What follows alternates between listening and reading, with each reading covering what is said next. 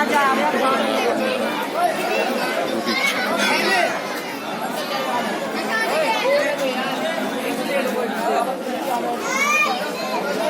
Nazim bag अपने channel में सभी दर्शकों का स्वागत करता हूं। मैं आज आपको लेकर आया हूं पीताम्बरा देवी मंदिर पर।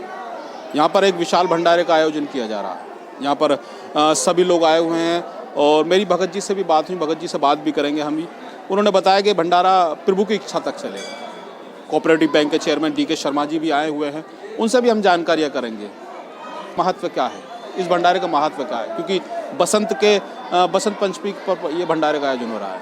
कहा जा रहा है कि एक भंडारा कल भी आयोजन किया जाएगा यहाँ, उस बारे में भी हम जानकारी करेंगे। तो चलिए मेरे साथ। मैं आज पहुँचा हूँ पीताम्बरा देवी मंदिर पर और वहाँ एक भव्य भंडारे का कार्यक्रम का आयोजन हो रहा है।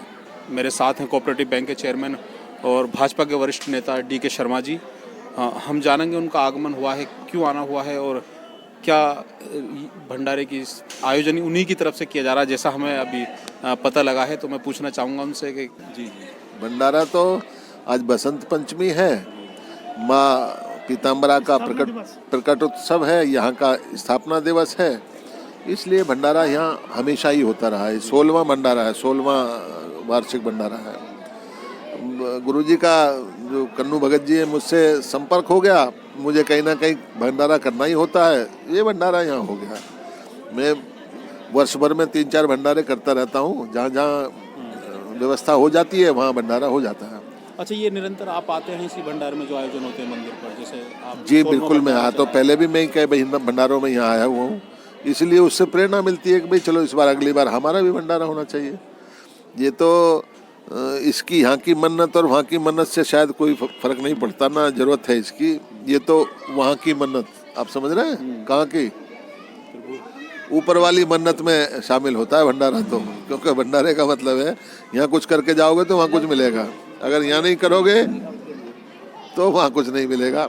ऐसी मान्यता हमारी संस्कृति में है। अच्छा, जैसे आप आए हुए हैं, आप भाजपा के नेता हैं, भाजपा के कार्यकर्ता हो, भाजपा की टीम को क्या संदेश देना चाहते हैं आने वाले समय में? सब मेरे कार्यकर्ता मेरे भाई हैं, हम सब पारिवारिक संबंध में हैं और सब लोग 2024 को, खैर हमारी बुलंदशहर की सीट तो ऐसी है कि वो तो पहले से भी ज़्यादा मार्जिन से जीतेगी और पूरे प्रदेश और प्रदेश में 80 सीटों का लक्ष्य हमारा है और देश में 400-450 सीटों का हमारा लक्ष्य है, वो पूरा होगा ही।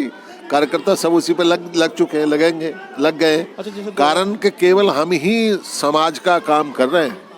55 साल के कांग्रेस के या दूसरे लोगों के शासन में कभी गरीबी को हटा दिया, गरीब को कभी मालदार नहीं किया, गरीब को कभी सक्षम नहीं किया। आज आप देखिए हेल्थ सेक्टर में कितना काम हुआ है। लक्ष्य है कि कोई बीमार ना हो, कोई गरीब मरे नहीं अब दवा के अभाव में।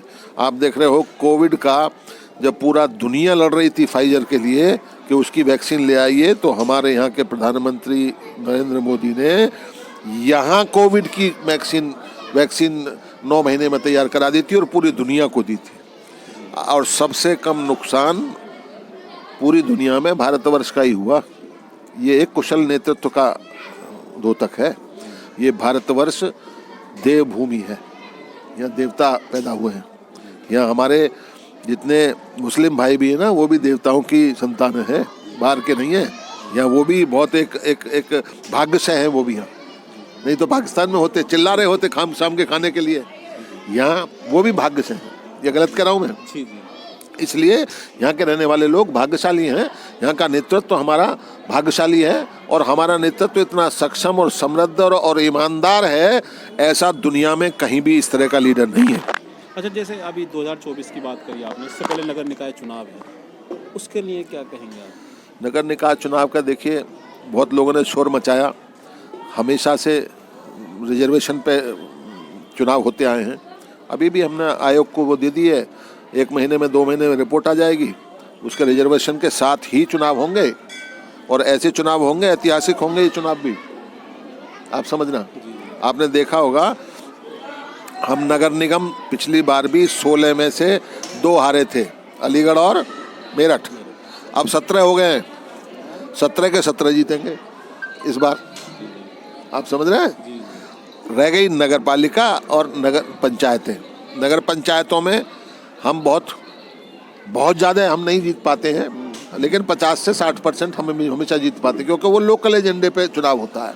उसका विधानसभा लोकसभा से कोई मतलब नहीं होता, पोलराइजेशन नहीं होता वहाँ लोकल इश्यूज पे वोट पड़ता है। वहाँ मेरी गली पक्की हुई कि नहीं हुई उस बात पे वोट पड़ता है, मेरे यहाँ पानी आया कि नहीं आया उस बात पे वोट पड़ता है। जात बिरादरी पे वोट वहाँ नहीं पड़ता, वहाँ एक पर्सनल इश्यूज पे वोट पड़ता है।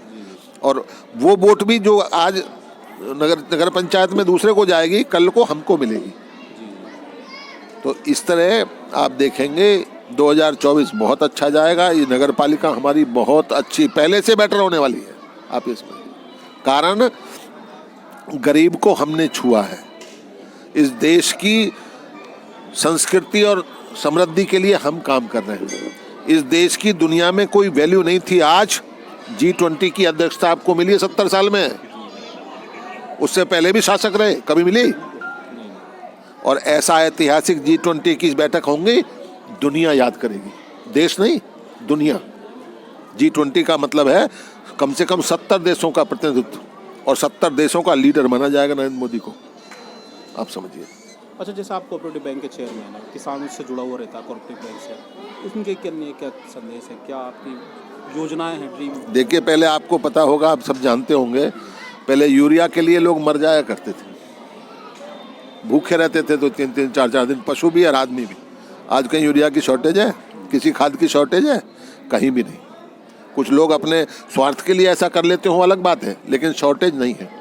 हमारे भारतीय जनता पार्टी के एजेंडे में मातृशक्ति, युवा, किसान, साइंटिस्ट, विद्यार्थी, गरीब, यही है।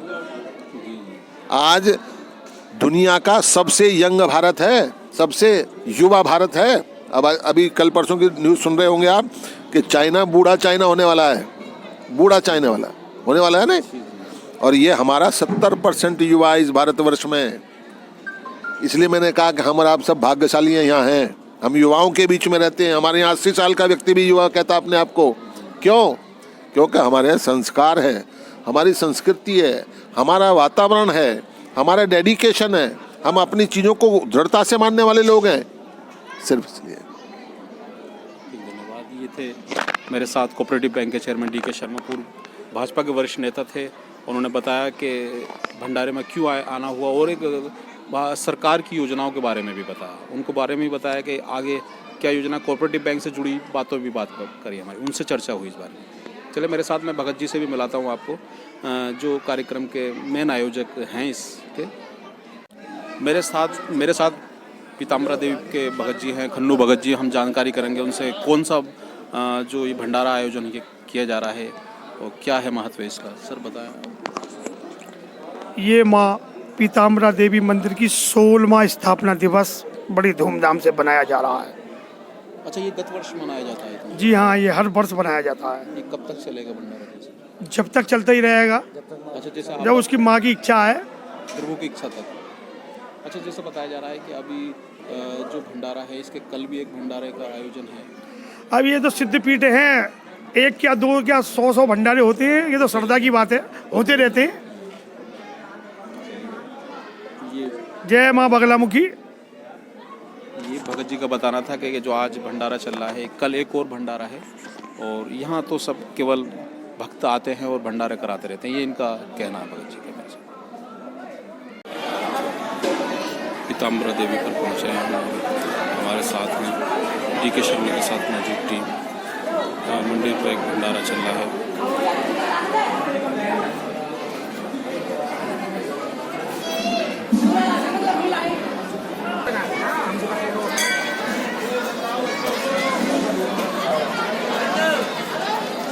भंडारे में पहुँचे DK शर्मा जी।